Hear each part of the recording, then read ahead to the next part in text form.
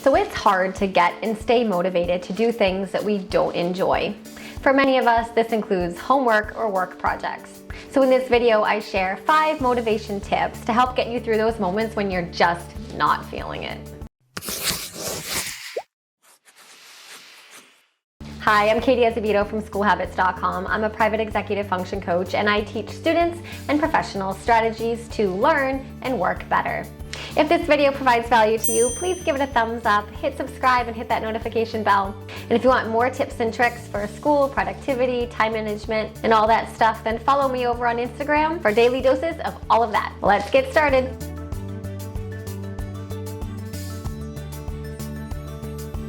So tip number 1 is to create a structured homework schedule. Now you might not love to hear this tip, but hear me out. When we are in class, either in person or online, we are committed to a specific and regimented period of time during which we are expected to work.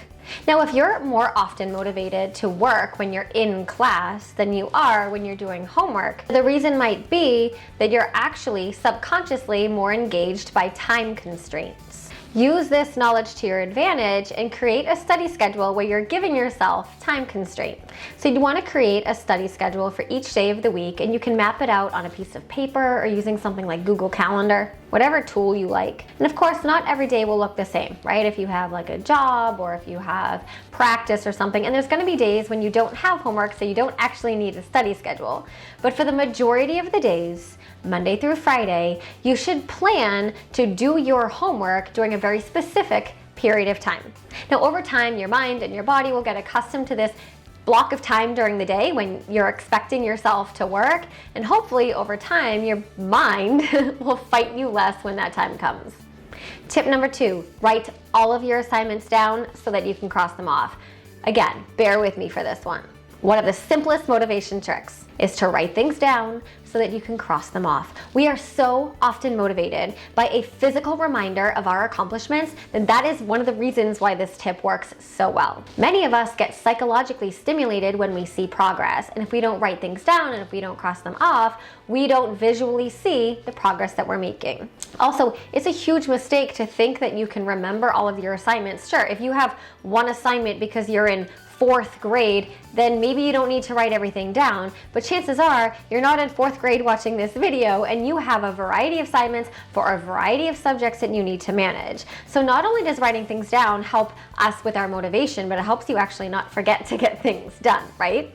And no, you don't rely on Google Classroom or Canvas or whatever your learning management system is for school. You don't rely on that because those platforms do not prioritize your assignments.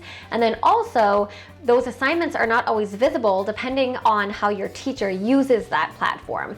This is such a good case for having an old school in-a-log assignment notebook. And I get it, if you don't want an entire assignment notebook system, which I do suggest that you use, I have a whole bunch of downloadable printables on SchoolHabits.com. I'll put that link in the description box below. They're simple one-page printables if you just need a snapshot of your day. So write things down so you can cross them off. Tip number 3, schedule your breaks and schedule something fun to do. All work and no play is a huge motivation killer.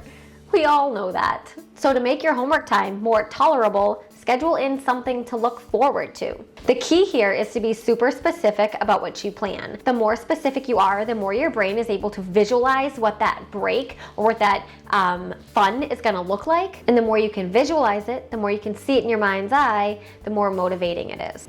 For example, don't just plan to watch a movie after your homework. Plan exactly what movie you're gonna watch, what snacks you're gonna have, what blanket you're gonna curl up in, right? Don't just plan to meet your friends after you study for your test. Plan who you're gonna meet, where you're gonna meet, what you're gonna do. Be very specific. Again, plan every detail so that you can visualize it more clearly in your mind's eye, and that leads to increased motivation. Tip 4, get a good study playlist. Now, listening to music while studying is certainly not for everybody. If you don't know whether that strategy works for you at this point, then you need to take some time to figure that out. If it does, awesome, stay tuned. If it doesn't, then skip this step. Now, if you can listen to music while you study, then I strongly suggest something non-lyrical. Now, you may not like that strategy, but there's some science behind it. So if you're working on a cognitively demanding task, something like reading or writing or deep thinking, you're going to be using those language centers of your brain. And if you're listening to music that you like, that's in your native language, that's catchy, that you know the lyrics to, you can't help but have that language center of your brain be drawn to those lyrics, because it recognizes the language. So your brain is going to be split 50-50, half over here in the music and half over here in the task that you're supposed to be focusing on. Now, there are some studies to show that over time, you can train your brain to basically become accustomed to a certain amount of background noise. You can Google that research if you're curious. I think it's fascinating, but that takes some deliberate sort of exposure to a certain type of music over and over again till you get to the point where you can tolerate loud lyrical music at the same time you're doing a cognitively demanding task. But for the general population, for the most of us, we're not at that point.